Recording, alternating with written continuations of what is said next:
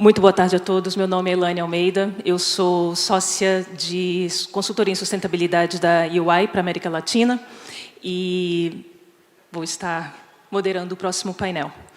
O objetivo desse painel é falar sobre inovação em sustentabilidade e como inovar em sustentabilidade pode gerar um impacto positivo na vida das pessoas, das comunidades onde operamos, das nossas companhias e do planeta.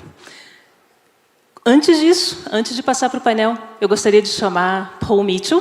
Paul Mitchell é nosso sócio líder global para Mining and Metals. Veio diretamente da Austrália para falar um pouquinho sobre o que ele tem visto em inovação, em sustentabilidade no setor. Paul, thanks for coming. The floor is yours.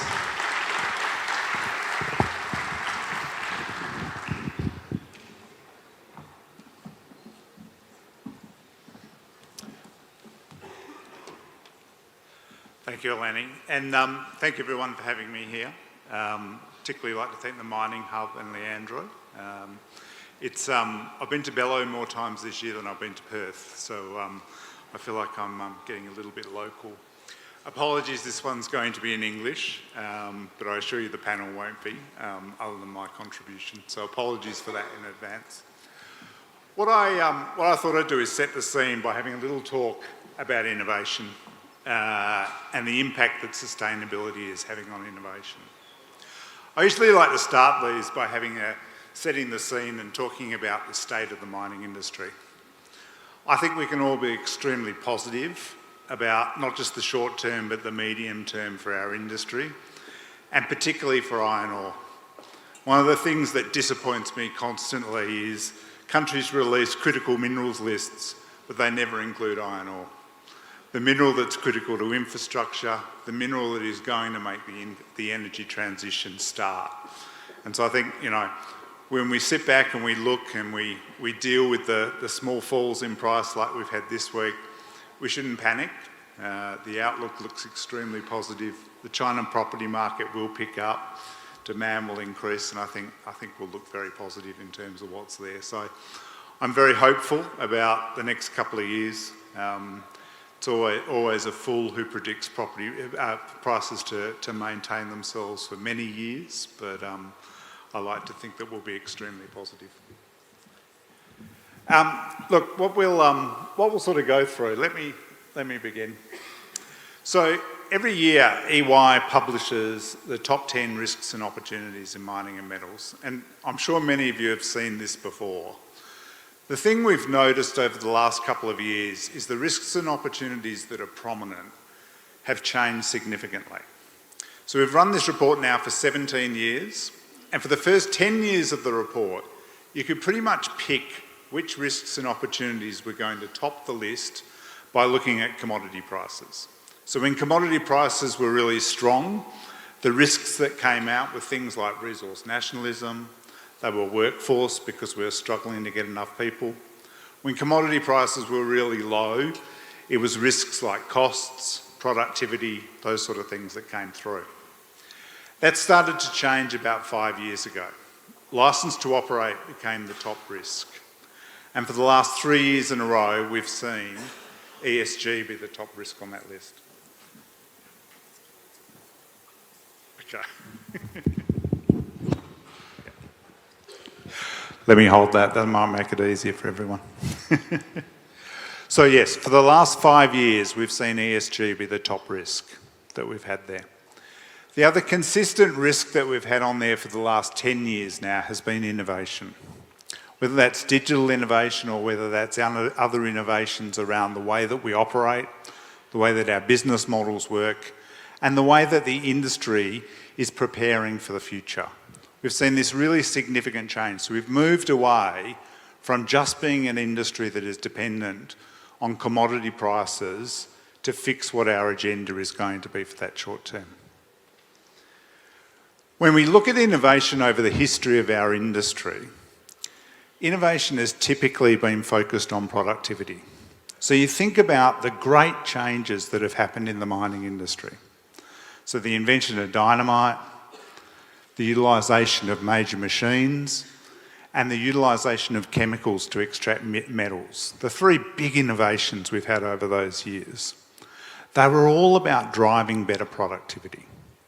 They were all to maintain the future of the industry. If we hadn't been so successful in utilising those innovations, mining would have died many, many years ago. And the lifestyle that we all enjoy today would not exist. But the new innovations we're seeing now are not just being driven by productivity. What we're seeing is a convergence of those risks and opportunities that our survey has shown us. And we're seeing that innovation is now being driven by sustainability. The energy transition has accelerated it, but it is those broad sustainability terms that are really driving the changes that we are seeing companies focus on. The way we will operate a mine, the way we will develop a mine, and the way that we will manage legacy once we've finished extracting those minerals.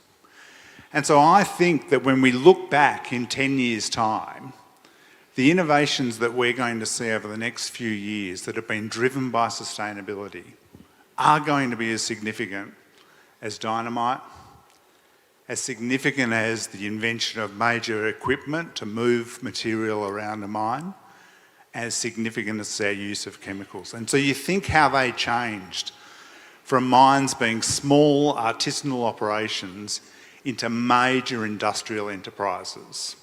And you think about the nature of the change that happened in those, the innovations we're going to see around sustainability are going to have a similar impact on us.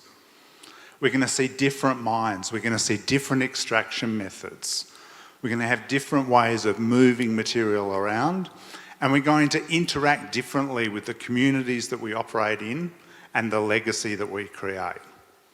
Now, I haven't got a crystal ball to work out what those are. I've got a few guesses in terms of what they look like, but I know that they'll be huge. And they'll have a significant impact on the companies that operate and the way that we work in this industry. So we've really got to think through, how do we make sure that we're a winner and we can participate in that? Innovation doesn't just happen in a vacuum. Innovation happens for those that are purposeful about it and those that try and those that focus on developing.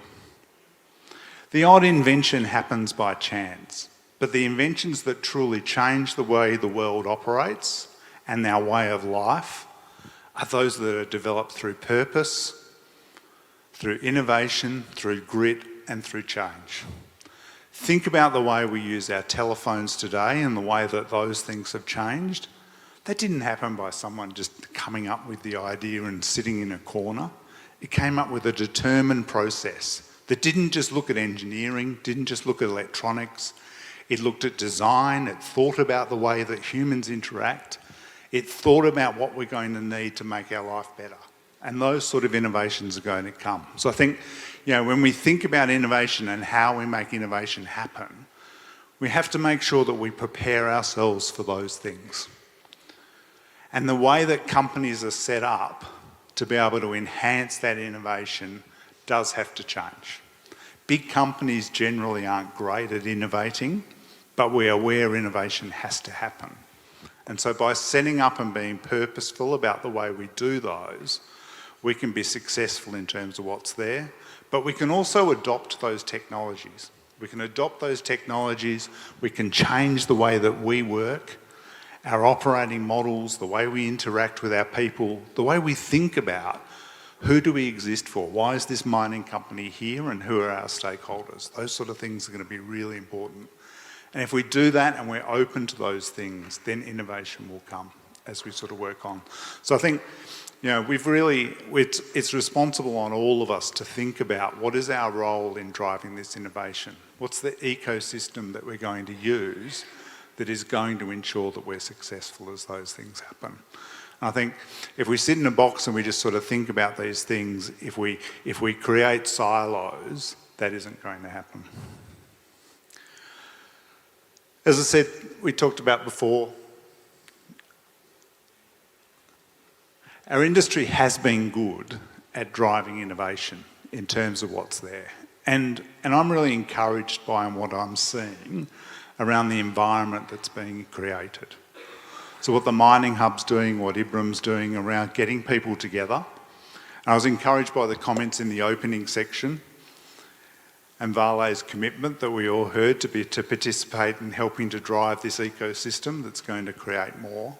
Those sort of things are what we need to do it. Other major associations have helped drive the sorts of innovations that are going to see big changes in our model. I think ICMM's initiatives around nature positive are fantastic because they broaden the agenda. For far too long we got stuck just on thinking about carbon. But ESG has to be much broader, and it has to broaden beyond the E. It has to go to social, it has to go to governance. We have to think about all of those elements and how we drive what's going to happen with this innovation agenda that's going to happen. The big thing that's held us back in the last couple of years has been lack of collaboration. I think, many of you would have seen last week that there was a trial, a joint trial announced between Rio Tinto and BHP. I spent many years working for Rio Tinto. Doing a joint trial with BHP was something that we certainly didn't entertain in those days, and those that suggested it probably would have been laughed out of the meeting room. But it's fantastic to see how much they've matured and the way they're working together. So together with Caterpillar and Komatsu, they're testing electric vehicles, sharing that data between each other and sharing that data between the OEMs. So we're seeing those OEMs coming together with two large mining companies to innovate and do those sort of things. Collaboration and making sure that we can be fast to implement is just as important as some of the innovations we're going to do. We've also seen a massive surge in digital investment and some real benefits coming out of what's being done in digital. I think a lot of the hard work we had to do in getting our data and technical infrastructure right has now been done, and we're ready to see better decision-making models being built. We're starting to see the use of machine learning, and what we think we'll see in the next couple of years is increased use in AI and probably some use of generative AI in terms of what's there. As I said before though, we don't know what that future's going to look like. I think a lot of us can look at what a mine of the future will look like.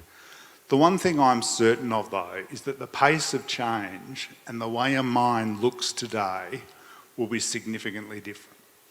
And that pace of change is going to be driven by sustainability and driven by the energy transition. And one of the things I sort of like to refer to is, if you ask kids today, they think this is the first energy transition the world's been through. It's actually the fourth. Some people say it's the fifth, but it's at least the fourth. If you think of the last energy transition, which is when we started to use petroleum products, innovation happened extremely quickly. So the picture at the top left is an automobile in 1910, and the picture at the bottom left is one just 30 years later.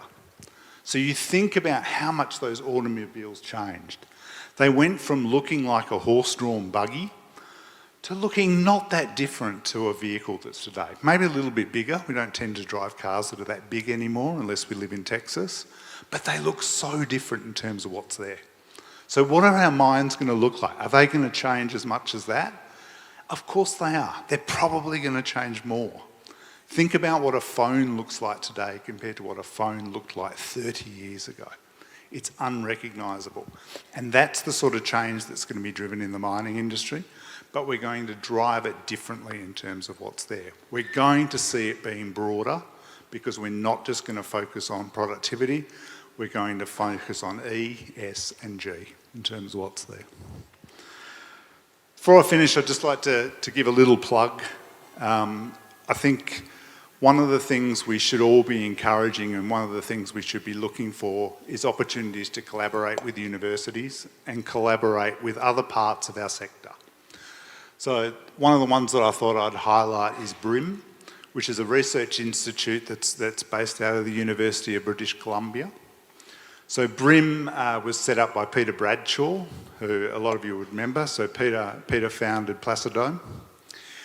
And they work with a number of mining companies, including some of the people in this room, and they look for collaborative opportunities to drive research. So it's a really different model to the way universities have worked in the past, but it's a model that's seen fantastic success. And the one that I'm really excited about is the mining microbiome. So the mining microbiome and MMAP is utilising natural bacteria. They then take a DNA map of that, and they are able to multiply those bacteria and work out applications for them. From the calcification of tailings so that they can drive and we can use them stable, to the extraction of metals. So linking biology with mining and starting to link some of these other fields of practice is probably some insight that we would all need into what the future of mining is going to look like. Thank you for listening. I'll hand back to Lenny. We'll get the panel up here. Thanks. Thank you, Paul.